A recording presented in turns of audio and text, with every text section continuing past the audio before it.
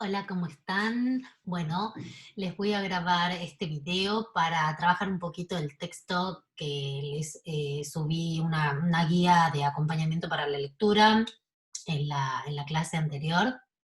Es un texto muy lindo de Taborda y Galende sobre la función maternante. Va en la línea que estamos trabajando, justamente de la constitución psíquica, pero ahora lo que va a hacer es un poco enfocar en esta importancia de, de la maestra o el maestro, sobre todo en maternal, ¿sí? En las instancias de constitución psíquica. Ustedes saben que nosotros dijimos que cualquier docente tiene impacto en la subjetividad de sus estudiantes, pero que específicamente en la educación inicial el docente va a participar del armado, de la estructuración psíquica de ese niño o niña.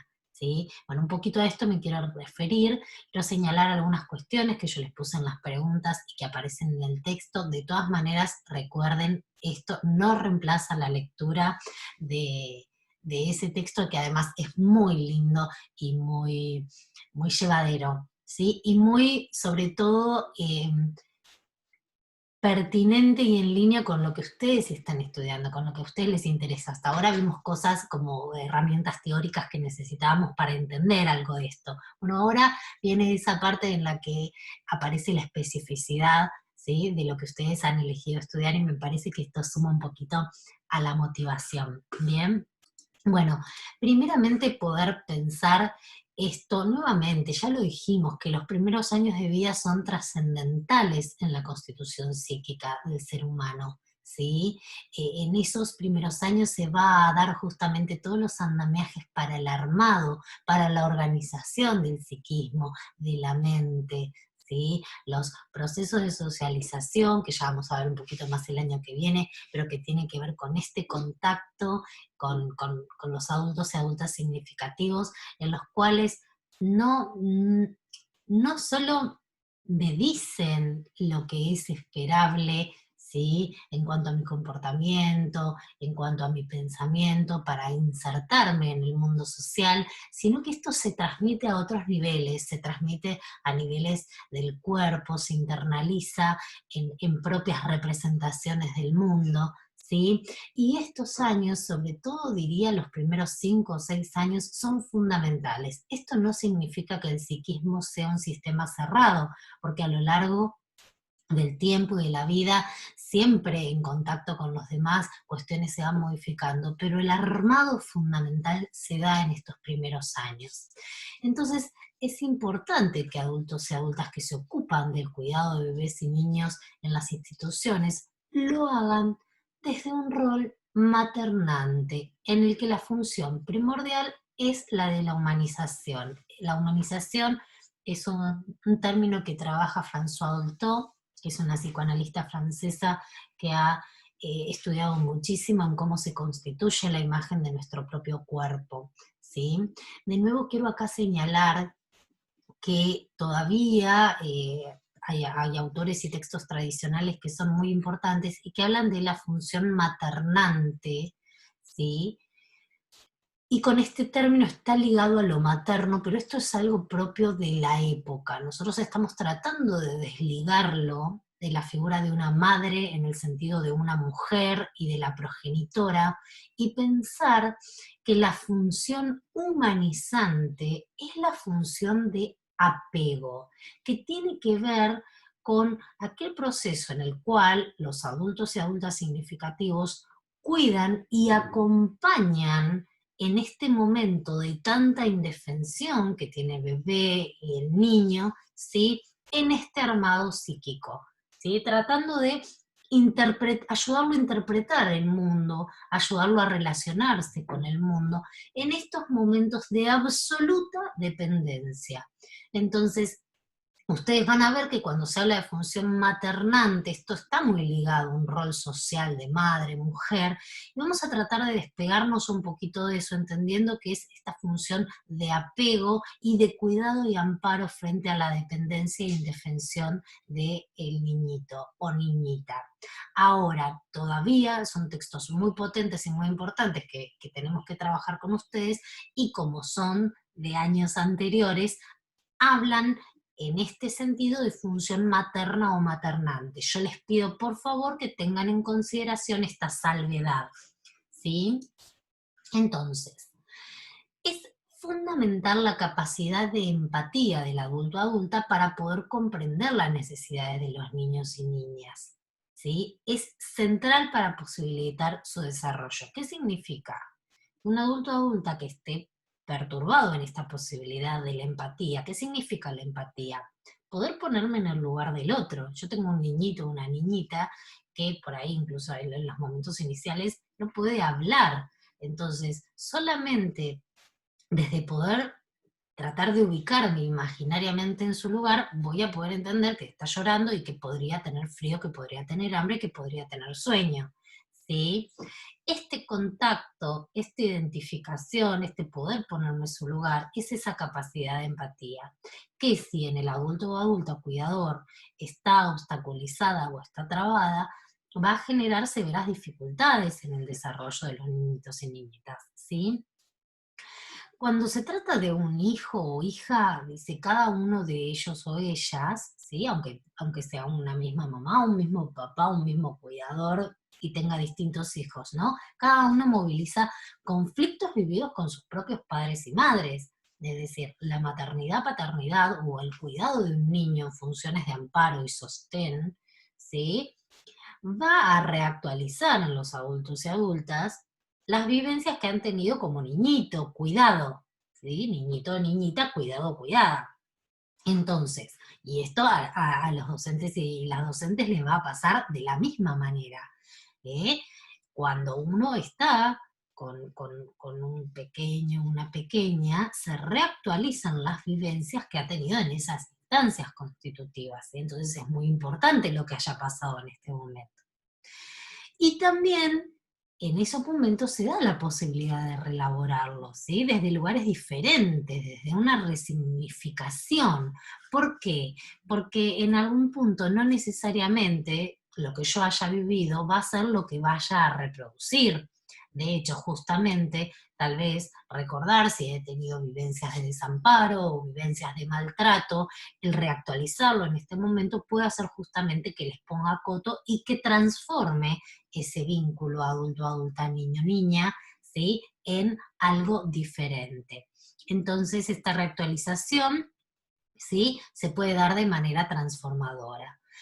Ahora, entonces, estamos teniendo que pensar en una función de amparo y de sostén, conocida como función materna, ampliada. ¿Por qué? Porque vamos a empezar a pensar que esta función también está en los cuidadores infantiles, en la educación, como es el jardín maternal. Entonces, necesitamos necesariamente pensar que esta misma función se puede cumplir desde distintos roles, no solamente el rol familiar. Por supuesto que va a haber una diferencia y tiene que haberla, ¿sí? En la educación, el rol docente implica un atravesamiento institucional, algunas pautas y reglas, ¿sí? Que son distintas a las de la vida familiar. Pero lo que sí no puede desconocer el docente, y sobre todo cuando está en el maternal, es que su manera de relacionarse con ese niño o niña va a constituir cuerpo, va a constituir psiquismo. Entonces, que no tiene una función netamente eh, educativa formal, sino que participa activamente de esa constitución de la personalidad. ¿Mm? Em, Pensemos un poquito cuáles son las características del primer año de vida, sobre todo para ubicarnos en cuando la función docente se ubica en esos momentos, ¿sí? Esto que habíamos hablado del primer año, sobre todo cuando veamos un poquito del estadio del espejo, y las relaciones de objeto. En el primer año todavía no está organizado el yo, no están unificados los impulsos, ¿sí? No hay lenguaje que permita ponerle, digamos, regulación y coto a eso que surge de la pulsión, ¿sí? La representación del cuerpo para el niñito o la niñita todavía no está unificada. Entonces va a necesitar algunos andamiajes y algunos apoyos externos muy relevantes, para poder constituirse y desarrollarse. Entonces, lo que va a caracterizar esta etapa es una gran frustración porque el cuerpo no responde a sus impulsos, la posibilidad de comunicación del niñito y niñita tampoco responde a sus necesidades, no sabe cómo plantear lo que quiere, no sabe, solamente siente tensión y esta tensión se va a transformar en frustración. ¿Sí? Ese impulso que está ahí pujando y no puede ser realizado, sea porque tengo hambre y el cuidador o cuidadora no se dio cuenta, porque tengo frío, porque tengo cólicos, lo que sea, necesito del otro para que se dé cuenta, y el otro no siempre se da cuenta. Entonces esto va a generar muchísima frustración. Quiero alcanzar algo, algo me llama la atención, un juguete, un color, ¿sí? Por ahí, ¿sí? No puedo caminar, porque todavía no sé caminar, si estoy, ¿no? En el primer año de vida. Entonces, la coordinación motriz tampoco colabora. Entonces, cuando, esto es un concepto de Winnicott y quiero centrarme acá fundamentalmente. Dice, cuando la madre es suficientemente buena, y se vive en el seno de una familia en la que prima la cooperación entre los padres, ¿sí? Da la oportunidad de que el hijo viva la ilusión de que su pecho es parte de él en un momento de indiferenciación. Si el ambiente es gratificado, el yo se libidiniza y empieza a unificarse e integrarse. Si no, prima la fragmentación. Esto es súper complejo desde muchas aristas, por eso hoy voy a trabajar poquitos temas, ¿sí? Primero, no está puesto porque sí. Necesito que ustedes entiendan que cuando se habla de madre suficientemente buena, es un concepto, no es una valoración moral, ¿sí?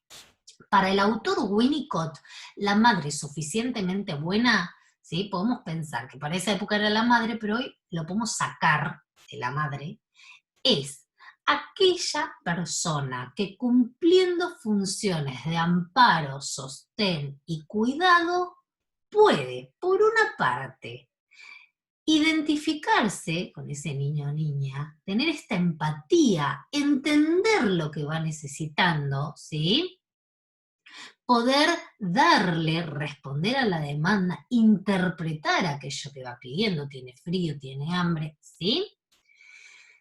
Y proveerle la ilusión de que ese cuidador o cuidadora es parte de ese bebé, ¿sí? El bebé dice, tengo hambre, este cuidador me da comida porque este cuidador es parte mía, sería entre comillas. Ahora, va a ser suficientemente buena esa persona en su función, en su función de amparo, sostén, ¿sí? En la medida en que pueda hacer esto, pero al mismo tiempo no siempre. Que en algún momento falle, que en algún momento se retrase, que en algún momento no esté. Digamos, sería como que sea bueno hasta ahí. Porque si todo el tiempo da aquello que interpretar, primero que no es posible, pero si pasara interpretar exactamente lo que el niño necesita todo el tiempo, ese niño nunca saldría de la ilusión de que el mundo es parte de sí mismo. Y este niñito tiene que avanzar en esta diferenciación de que una cosa es el mundo y otra cosa es él. ¿Cómo va a avanzar? Gracias a la frustración, gracias a darse cuenta que aquello que necesita o quiere a veces no viene. Entonces, un niñito que es todo el tiempo frustrado, que tiene al lado un cuidador que nunca entiende, que nunca se identifica, que nunca logra darse cuenta lo que el bebé está, está requiriendo, ¿sí? Sea porque es muy inseguro ese adulto o adulta, dice, "Ay, hasta que no está seguro exactamente de entender lo que quiere, no le da". Entonces, ay, pero no estoy seguro si tiene hambre, entonces hasta no estar seguro no le doy hambre, no lo abrigo, no le doy de comer, no lo abrigo, nada, porque tengo dudas, imagínense un adulto así, o un adulto que todo el tiempo por las dudas le está dando todo, ¿sí? Por las dudas le doy todo el tiempo alimento para que nunca tenga hambre, supongamos. Por las dudas me quedo todo el tiempo al lado de él para que nunca tenga la frustración de que no estoy, de que no me vea, ¿sí? Entonces, eso, que entre comillas sería un cuidador que está todo el tiempo aparentemente muy bueno, dice Winnicott, no, esto complica muchísimo el desarrollo. El cuidador o cuidadora que cumple su función debe ser suficientemente bueno, bueno hasta ahí, pudiendo identificarse, tener empatía, comprender aquellas cuestiones que va requiriendo el bebé para que la frustración no lo abrume y se pueda ir sintiendo cada vez más seguro, ¿sí? Pero también por momentos debe como fallar, debe frustrar, debe no estar o no darle exactamente a lo que necesita, porque esta función va a cumplir la función de desilusionarlo de esa idea de que él y el mundo son una sola cosa y contribuir a la diferenciación del yo, no yo.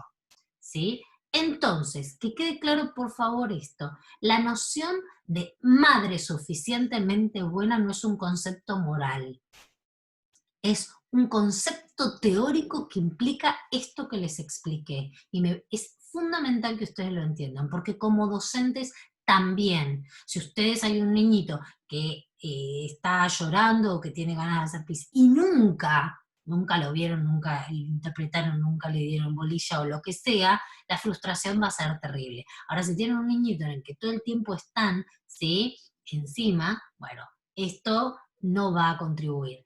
¿Qué ocurre? Por suerte, en general lo que pasa es que, sobre todo para ustedes, los otros niñitos cumplen la función de requerirles, entonces nunca van a estar probablemente encima de uno solo. Esto pasa mucho más con la función en la familia, ¿no? Los otros niñitos de la sala hacen que no puedan estar 100% para uno y esto muchas veces favorece.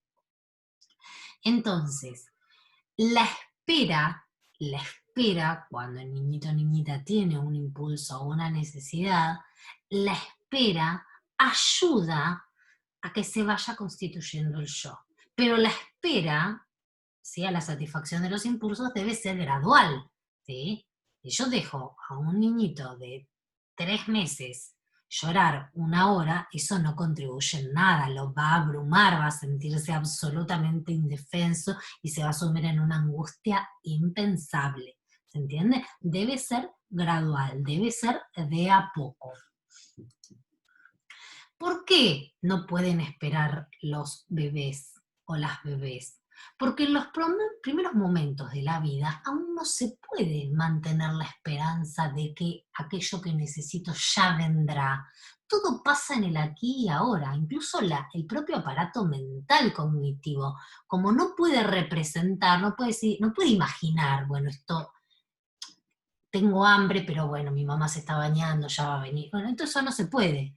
Entonces no se puede discernir que quien frustra es la misma persona que puede gratificar, ¿sí?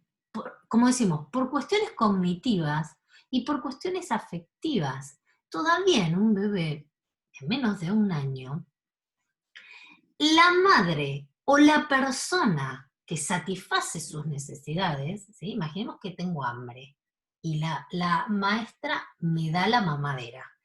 Esa persona es vivida como parte de mí mismo y fantástica, idealizada.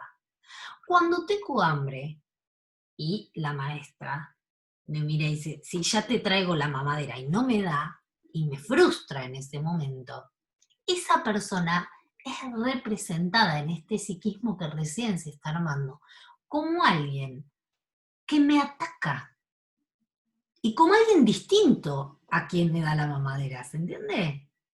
Todavía no puede. El proceso de integrar que una misma persona puede satisfacerme, pero en otros momentos frustrarme, por tanto cuando me está frustrando puedo esperar a que después me satisfaga, es un avance del desarrollo psíquico.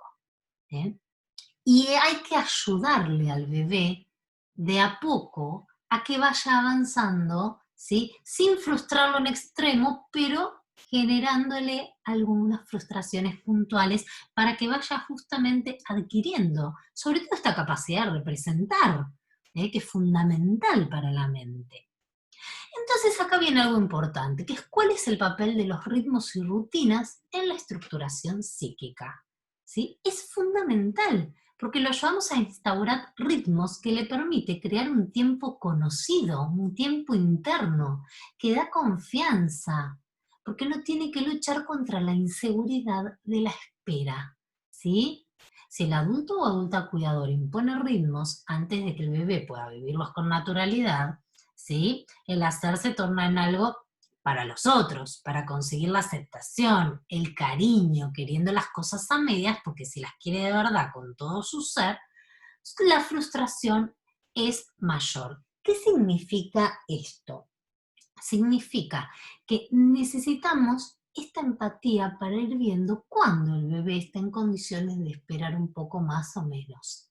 No todos los bebés del mismo tiempo lo van a poder hacer de la misma manera, ¿sí? Y acá lo que aparece es que un bebé excesivamente frustrado a destiempo, cuando todavía no estaba preparado para tamañas frustraciones, lo que va a hacer es disminuir su capacidad de desear, porque cuando deseas tan frustrante que lo que vamos a tener, probablemente que, aparte es complicado porque se nos puede confundir con un bebé que es muy bueno, que se porta muy bien, en realidad es un bebé que no demanda, un bebé que no pide, y esto es uno de los principales indicadores, nosotros lo vamos a ver el año que viene, de dificultades en desarrollo temprano. Un bebé que acepta todo sin manifestar, ¿sí?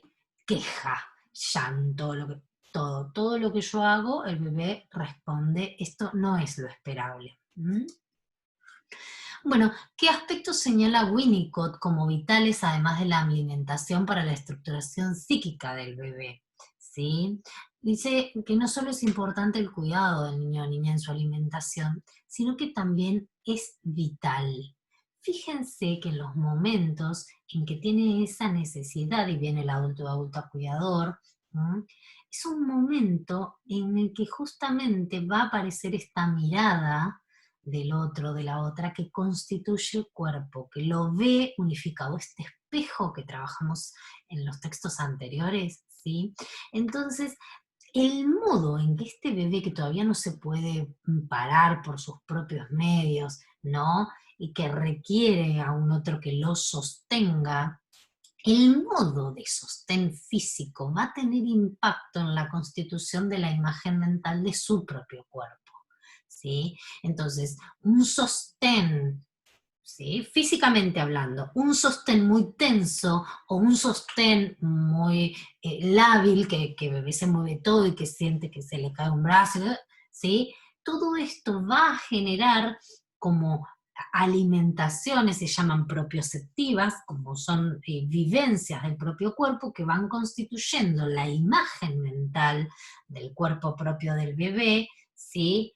Y que pueden ser las imágenes no más beneficiosas para pensar un cuerpo que tiene que constituirse con fuerza. El cuerpo del bebé es un cuerpo que todavía no tiene manejo, es un cuerpo que se siente fragmentado, entonces es muy importante que el adulto o adulta que sostenga con fuerza y le dé esa sensación de unicidad que todavía no tiene. Entonces es importante cómo se sostiene físicamente al bebé, cómo se lo manipula, ¿sí? El cuidado, pero también la seguridad, ¿m? Y cómo se promueve su capacidad para relacionarse con el mundo, cómo se lo ayuda, cómo se le da estímulos, cómo se le permite esto, que mientras se está alimentando, que toque la mamadera, que intente agarrarla, ¿no? Que toque la teta, que toque, que se contacte, que mire La mirada en el momento de la alimentación es fundamental.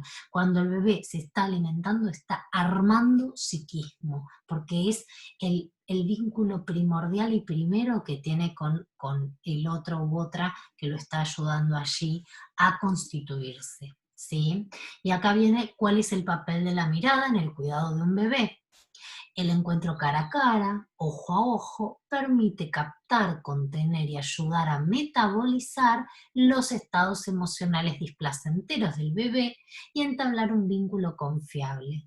Con la mirada, tanto el adulto como el niño transmiten diversas vivencias. Cuando estas miradas despiertan la sonrisa del niño, se ha creado una intercomunicación en la que el adulto o adulta entiende que sus cuidados son reconocidos, agradecidos y que el bebé se siente contento con lo que le dan. ¿Sí? Entonces queremos resaltar que por más pequeño que sea, es un partícipe activo en la creación de la modalidad vincular. Entonces, importantísimo, ya las teorías no ven ni desde la ciencia ni desde la ideología, la idea, la concepción de un bebé pasivo, de un bebé al que se le hace, el bebé es absolutamente activo en su constitución y en el vínculo. Hay que poder ver esto.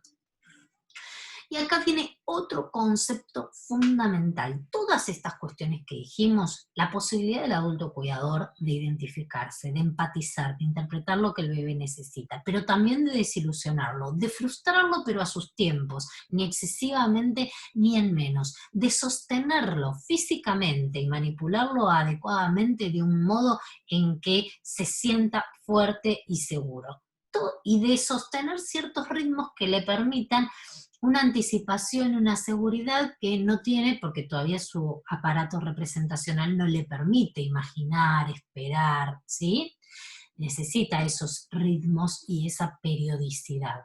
Todo esto va a dar lugar a la confianza básica. Confianza básica es otro concepto, no es, bueno, confianza elemental. No, así lo denomina Winnicott, confianza básica, que es cuando estos cuidados preverbales de sostén y manipulación no han sido suficientes, estamos frente a una persona deprivada emocionalmente en la que se observarán diferentes niveles de bloqueo en la capacidad de desarrollarse, de aprender, de identificarse con otros y identificar a otros con uno, de ponerse en el lugar del otro. Cuando los cuidados han sido suficientemente buenos de nuevo, no como una valoración moral, sino como les expliqué recién, con todas estas características, se crean los cimientos del logro de la confianza básica en sí mismo y en los demás. Y es precisamente esto lo que posibilita que se vaya gestando la capacidad de dar, recibir, de obtener, básicamente la capacidad de relacionarse con el mundo. ¿Sí? Recuerden entonces, confianza básica es un concepto. El logro de la confianza básica permite percibir y enfrentar de forma creciente los ciclos que alternan entre los estados de necesidad, ausencia y displacer con aquellos de presencia, consuelo, cuidado y placer. La confianza básica permite la instrumentación de actividades autoeróticas, como por ejemplo chuparse el dedo. ¿Sí? Cierta sensación de tranquilidad y de seguridad permite que la libido, en vez de estar todo el tiempo ansiosa y frustrada porque no sabe cuándo va a venir su satisfacción, tenga ciertos momentos de calma y de actividad lúdica, de juego o autoerótica. La confianza básica permite el desarrollo de las actividades mentales que abren el camino a las representaciones simbólicas, a los recuerdos, a la fantasía, ¿sí? A la posibilidad de imaginarse. De nuevo, un bebé que está todo el tiempo ansioso porque no sabe cuándo viene, porque siente tensión constante y no sabe en qué momento se lo va a frustrar, se lo va a gratificar y se lo tiene de una manera lábil, entonces que siente que se va a caer. Bueno, está todo el tiempo con un nivel tal de ansiedad que no puede desarrollar, ¿sí?, ciertas categorías mentales, como son las representaciones, porque está abrumado por esta emocionalidad. Entonces necesita cierta calma, ¿sí?, para poder desarrollar esto. Y también, si la frustración no es excesiva, pero está, o sea, que no todo el tiempo está lo que quiere ahí al alcance de la mano, esto va a empezar a hacer que el bebé empiece a imaginar eso que quiere. Y esto va a contribuir al desarrollo de la mente, de la inteligencia, ¿sí? De la memoria. Y el logro de la confianza básica permite la posibilidad de comenzar a esperar. Y con ello, a tolerar, entre otras cosas, el ser introducidos en los primeros ritmos de alimentación, de sueño y vigilia. De sueño, perdón, y vigilia. La capacidad de espera no solo va a ser algo necesario en la infancia, sino que va a ser algo, una ganancia psíquica para toda la vida, porque regular nuestros propios impulsos requiere poder esperar, ¿sí? Por último, otro concepto importante que lo vamos a seguir trabajando, que introduce Winnicott, es el de objeto transicional, ¿sí? El objeto transicional ustedes lo conocerán por ahí, de haber estado con niños y niñas, generalmente es algún objeto que se llama de apego. Puede ser una mantita, puede ser un muñeco, algo que nunca quieren largar ni para lavar, ¿sí? En algún momento se larga, pero durante mucho tiempo se aferran a ese objeto. ¿Por qué se llama transicional? Porque es el primer objeto que representa otra cosa, ¿sí? En este apego tan importante con los cuidadores, cuando aparece la frustración y esa persona no está o no aparece por distintas razones, y aparte que son importantes, antes de poder representármela en la cabeza, imaginármela, hay un momento en que lo represento en una cosa externa. Entonces ese objeto, ¿sí?, me permite sentir que eso que necesito está conmigo todo el tiempo. Aunque no es mi mamá o mi papá o la señorita o quien sea, lo representa, me hago la ilusión de que es y me ayuda a tolerar la frustración de cuando esa persona que yo necesito no está o no satisface mis necesidades. Entonces es un objeto transicional, ¿por qué? Porque está en el medio de qué, en el medio de la diferenciación yo no yo. No pertenece a mi cuerpo, pero es mío absolutamente. No es la otra persona, pero la representa, ¿sí? El proceso de discriminación puede observarse en una creciente capacidad para manipular y relacionarse con los objetos, dice la autora. Entre los 4 a 6 meses hasta los 8 a 12 meses puede observarse la aparición de este objeto transicional. Constituyen un hito en el desarrollo del niño porque es el primer acto de posesión que se realiza. Representa la figura materna o maternante, podríamos decir, y se configura en una compañía por la que puede persistir en la niñez, a la hora de acostarse, en momentos de soledad y el enfrentar nuevas situaciones que generan temor. Es decir, el objeto transicional puede, ¿sí?, durar bastante en el tiempo y, bueno, que haya ciertas dificultades para dejarlo. Pero es fundamental, no siempre es identificable el objeto transicional, pero sí podemos pensar que siempre los niños y niñas van a poder hacer una representación de algo que sustituya a la madre o a quien materne cuando no está y que les alivie. A veces directamente esa representación es mental, a veces aparecen como ciertas acciones, por ejemplo, bueno, chuparse el dedo, por ejemplo, acariciarse un codo, tocarse la oreja, ¿no? Alguna cuestión así que no sea netamente un objeto.